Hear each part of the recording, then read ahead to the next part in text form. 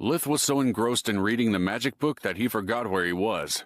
So, when Nana caught him red-handed, he yelped in surprise. "I thought I knew every single rascal in the village, but I don't recognize you," she said. "What's your name, kid?" "Lith," he replied with puppy eyes. Nana's anger subsided, and she was now curious about the young one. "Lith, you're Alina's little one. No wonder I didn't recognize you. The last time I saw you, you were just a baby." Their conversation attracted the attention of the rest of the people. They were curious to see what was happening. Others wondered how long it would take for Nana to see them. Alina, seeing that her son was involved, immediately went to them and apologized to Nana on Lith's behalf. "There's no need to apologize, Alina," Nana said. "No harm, no foul. The little rascal did no damage to the book, so all is well. But he has to know that it's not a plaything." "Yes, Mom, there's no need to apologize," Lith said, annoyed. He hated it when someone spoke about him like he wasn't there. He then turned to Nana. "I wasn't playing with the book. I was reading it." "Reading it? Young man, how old are you?" Nana said. "A little over 3? If this is a joke, it's not funny. I didn't think one of Alina's children would be a liar." "He's not lying. During the last storm, there was not much for Lith to do, and he asked his father to teach him how to read, write, and do math. Here's the proof," Alina said, handing Nana the ruler Raz had made. Nana was surprised by this revelation. She took the ruler and studied it. After a moment, she conceded that it was a clever learning tool. "You should tell Raz that this is a really good idea. He could make some more and sell them to Professor Howell at the school and make a little extra money," Nana said. But Alina was still hurt that Nana had called her son a liar, and she wanted her to apologize to him. "Raz didn't invent it. Lith did, so he could study by himself and not bother anyone," she said with pride. Nana's surprise grew even stronger. She knew she had to apologize to Lith, but she was a proud woman, and she wanted to avoid doing that at all costs. However, not doing it would imply that Alina was a liar too, and she would antagonize the family for no reason. She turned to Lith. "Young man, how much is 7 times 6? 42. Nana took the book from Lith's hands and opened it to a random page. She gave it back and signaled a paragraph with her finger. "Read what's written here. Start from the top of the page." Lith suppressed a smirk. This was the easy part. He looked at the paragraph and started reading. "The first thing to understand when studying magic is that it's just a tool. Anyone can use it, but only a few people can do it correctly. In fact, that's enough," Nana said, and swallowing her pride, she continued. "I owe you an apology, Lith." She then looked to Alina. "It seems that your son is indeed blessed by the light, my dear." The murmurs in the crowd started again, but now everyone was talking about the same thing. Blessed by the light? What does that mean? I thought that was just an old fairy tale. "I wish my son was as smart as Lith. Just sending him to school is a constant struggle, and there are no visible results." Most of them were saying the same things. Lith decided to use this to his advantage. He turned to Nana. "Can I—" He just realized at that moment that he didn't know the word that meant borrow in this world. He used his second option. "Take the book with me? I will return it completely intact. I promise." "And what would you do with it?" Nana replied. "Can you already do magic?" In any other circumstance, she would have laughed at the request. But this young man had surprised her more than once today, and she was genuinely curious to know the answer. "Yes, I can," Lith said before realizing his mistake. "I'm such an idiot. I just blew my cover. Years of careful planning out the window because of my big mouth," he thought. "Really?" Nana said, her eyes sparkling. "And what kind of magic can you do?" "Yes, Lith. Tell us," Alina said. Her voice was stern, and she was furiously tapping her right foot. Lith knew he was in trouble. "I can do wind and water chore magic," he said in a low voice. His eyes were firmly fixed on his own shoes. "I'm sorry, Mom. I know you forbade me to learn magic, but everyone in the family was already using it, and I had nothing else to do." The murmurs in the crowd rose. Alina was very angry with him, but she could not scold him in public, especially not when all these people were staring at her son with admiration. "Maybe this is a sign," she thought. Nana seems really impressed, and if she takes him as an apprentice, we could have a healer in our family. Perhaps this is a great opportunity for Lith, and for us, she thought. Alina kept silent and decided to see how everything would unfold. Would you show me, please? Nana asked. She smiled for the first time.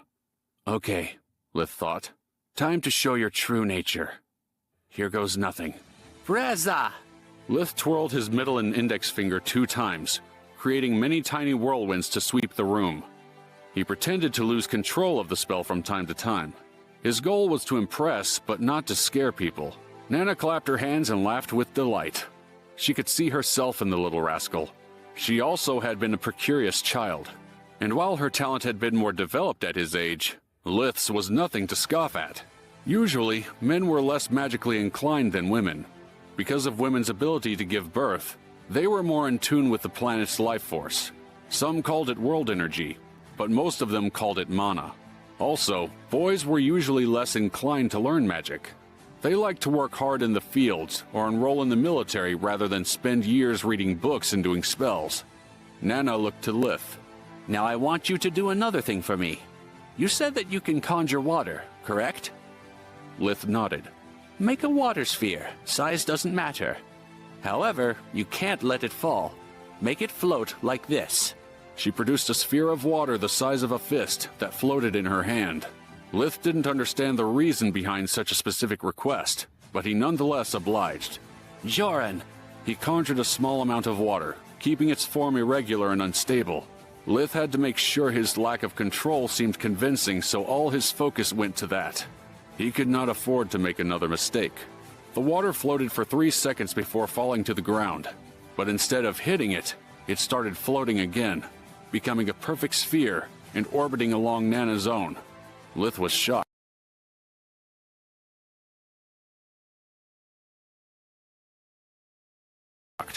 Not by Nana's control of the mana flow, but because he was already capable of doing the same, if not better. But he could not look away from the scene in front of him. Both spheres were spinning on themselves, reflecting their surroundings over their surface. They captured the light from the sun and turned it into the sparkles of a rainbow. Lith has always seen magic as a great force to be reckoned with, a useful tool to build his future with. But this was the first time he saw magic could be beautiful. For the first time in over 3 years, he was not pretending. He was truly amazed, staring at the dancing lights. Memories of his old life flooded his mind. He suddenly remembered all the hours he spent as a kid hiding in the planetarium with his brother Carl. They dreamed of becoming astronauts, running away, and living in the stars where no one would ever hurt them again. And just like that, his grief returned, stronger than ever. It took out the joy of the moment. The pain of Carl's loss overwhelmed him, and tears streamed from his eyes. Lith, are you okay? Elena said, bringing him back from his stupor. Lith realized how weak he was being, and felt deeply disgusted with himself. It's just water. No reason to get soft over a stupid light show. Soldier up and follow the plan, he thought. He sealed all the feelings that he thought were useless and locked them in a very distant part of his mind. I'm done getting hurt. Yes, Mommy, I'm all right. I was just moved by the lady's magic. My name is Neria, Lith, but everyone calls me Nana. Why Nana? That word was usually a term of endearment for family members, particularly a grandmother. When I was a young maiden, everyone called me by my name. But then, when I started helping mothers give birth and bringing their children into the world, they started calling me Mama. And then, those children started having children of their own, and they called me Nana, she said, ruffling Lith's hair. I have a proposal for you. You're still too little right now, but when you're 6 years old, instead of going to school, you come here instead. You could read all these books as much as you want, and maybe you could even learn my trade. Lith tilted his head, playing dumb. I don't know. You don't seem like a nice lady, he replied while hiding behind his mother, playing the part of a shy and scared little boy to perfection. Elena was ecstatic. She wanted to laugh and cry at the same time. Her dream had come true, but Lith was too little to understand the offer he was being given. Please excuse him, Nana. He's just 3 years old. He has no idea what he's saying. He doesn't understand the importance of becoming your apprentice. 3 years old, Nana repeated. It's almost too good to be true. But you're right. He doesn't understand the opportunity he's been given. In time, he will, though. She knelt and looked Lith straight in the eyes. We'll have this conversation again 3 years from now, she said. If you don't become as dumb as all the other boys in this village, I'll take you as my apprentice. Let's hope you're still interested in magic and books by then. Lith nodded while grabbing his mother's gown, as if looking for some form of protection. His weak and scared appearance was the perfect cover for the rage he felt inside. 3 years? I might as well starve to death by then. And all because of you, greedy old hag, he thought. He was so sick of being hungry. He wanted to bite her out of frustration. Calm down, Derek. And remember all of your lessons. Suck it up and grow stronger. Only strength can make you free. Only power will keep your family safe.